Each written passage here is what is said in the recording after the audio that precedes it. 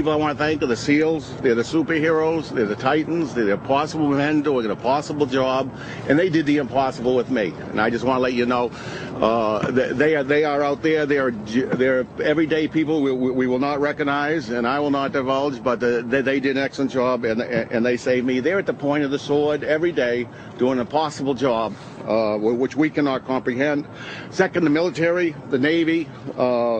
The Marines, the Air Force. I've never been around a better group of young, more dedicated, professional, capable people in my life. I've been on the Boxer and the Bainbridge, all you Bainbridge boys out there, and I really appreciate the time there. I cannot speak enough about the people, the men, the women on those ships, and the dedicated service that they give to us every day.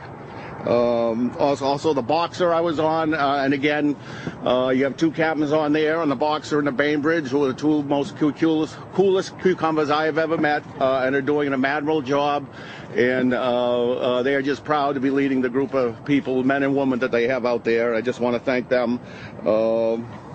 If you see the military, you can thank them for me. If you're in the airport having a restaurant down the street, thank them. They're doing an impossible job.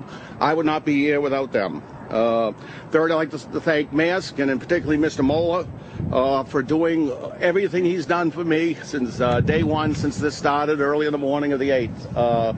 I can't stress enough how much they've done for me, for my family, for my kids, Dan, Mariah, my mother, and I am just impressed to be able to work for a company like that who's done so much for me.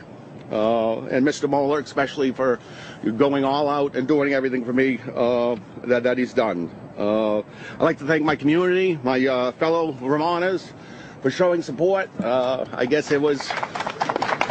I guess it was unbelievable outpouring. I appreciate that. I really do. It's really showing, you really show your stuff. For all the support from my fellow Americans, I can't believe this. I'm not a hero. It just floors me about the everything I've read and shown the support that you've done. Also, I want to thank my crew. We did it. I told you it wasn't going to be if, it's going to be when, and we did what we trained to do. We're just seamen. We do the best with what we got, and my crew did an excellent job, and I'm so proud of them that they're all home, and they are with their loved ones. I want to thank my other company, LMS, for everything they've done for me and the opportunities they've given to me. And last of all, my family, Andrea, Mariah, Danny, my mother, Virginia, for the support they've been there. It's all worth it for them. And again, thank you. I'm not the hero. The military is the hero. Thank them. Thank you. Excuse me? Indescribable. Indescribable. Once again, I'm not a hero. The military is. Thank them whenever you see them. The military did it. Thank you. God bless America. Hey everybody. You know this guy's a real hero. And some of you may argue, well, he's not really a hero because giving himself up to the Muslim pirates to save and protect his crew, it's part of the code and it's part of his job. Well, I agree, but I still think he's a hero for showing that kind of courage under fire. But he's also a hero because twice he tried to escape from the Muslim pirates, and each time he could have been shot. The first time he got away from the boat, he knew he couldn't get far. What are you gonna do? Swim really fast and then swim for 10 miles? No. He got away from the boat to give that window of opportunity to someone, anyone out there, to take action. Nothing happened. He wasn't shot, but he was recaptured.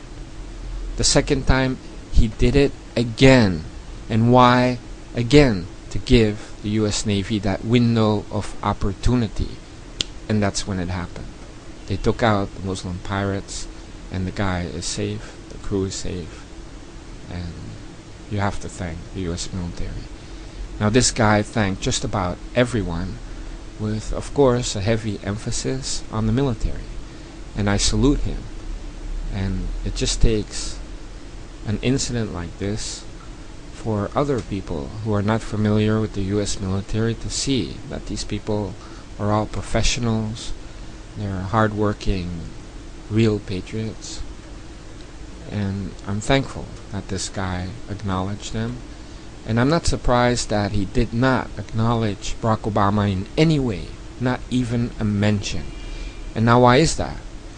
Because in military circles, the word got around really quickly that Barack Obama was waffling, hesitating. And why? Because the Muslim pirates were Muslim? Because the Muslim pirates were black? Because this was really close to Kenya? No one really knows why Barack Obama was talking about wanting to know the intentions of these pirates. And he was up for appeasement and negotiating, something the US traditionally does not do with these kind of terrorists.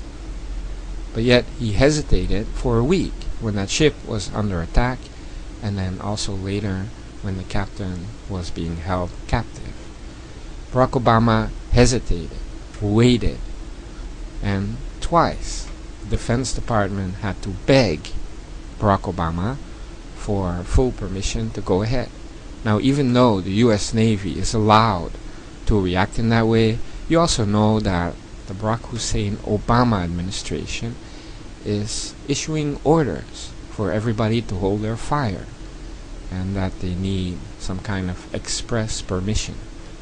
So the DoD asked Barack Obama for permission. The first time they were rejected. Why? And because they were rejected, Captain Phillips tried to swim away and nothing happened. And Captain Phillips knows that it's because of Barack Obama. And the second time it did happen. So finally permission was given. But why? Why the second time yes? Well, the reason is very simple. The French went ahead and they took action. If after that Barack Obama still hesitated and did nothing, he would look like a clown. So he said, oh, it's just before Easter, I'm gonna be the big hero. Okay. So I'm very happy that Captain Phillips is not acknowledging Barack Obama, and you can see there's no malicious intent. It just doesn't enter into the thought process that Barack Obama was helpful in any way. He was not. And of course, if even Captain Phillips does not acknowledge Barack Obama, then even the people in the military do not. Now it's interesting that Captain Phillips said that the Navy SEALs were amazing, and he kept on saying, I will not divulge. This means that something happened that we don't know about. Did Navy SEALs pop up next to the boat and pull these guys down, or did you see something else happen? No one will ever know, because that's a secret of the US Navy SEALs. I myself, first of all, doubted the story a little bit, because I know that the Navy SEALs have snipers, but usually they would assign Marine snipers to do that job. I think that something else happened in addition to any snipers, but we will never know. Captain Phillips, of course, will not divulge, and of course the US Navy will not give out the secrets of operations the way Barack Obama gives the CIA secrets to the whole wide world. So in essence, what we're seeing here is that the military has now an extreme lack of respect or mistrust of Barack Obama, and this is dangerous, because when it comes time for the US military to react to some hostile act, perhaps Barack Obama will waffle again. Maybe he will hesitate again, and it will be too late. The next time there would not be a happy ending.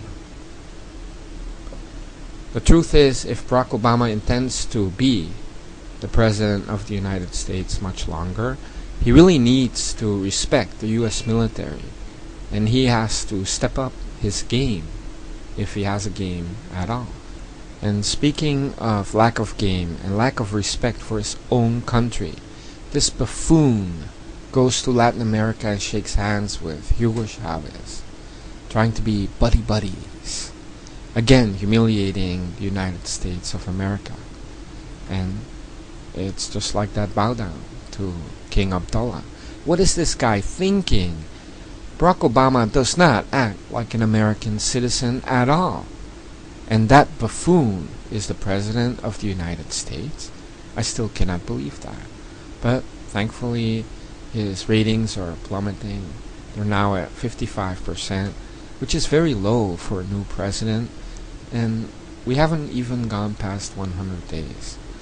This Barack Obama is a total disaster. And frankly, every day I start to realize that, hey, maybe this guy is not American at all. Por supuesto, por supuesto. ¿Por qué no te callas? Por favor, no hagamos diálogo.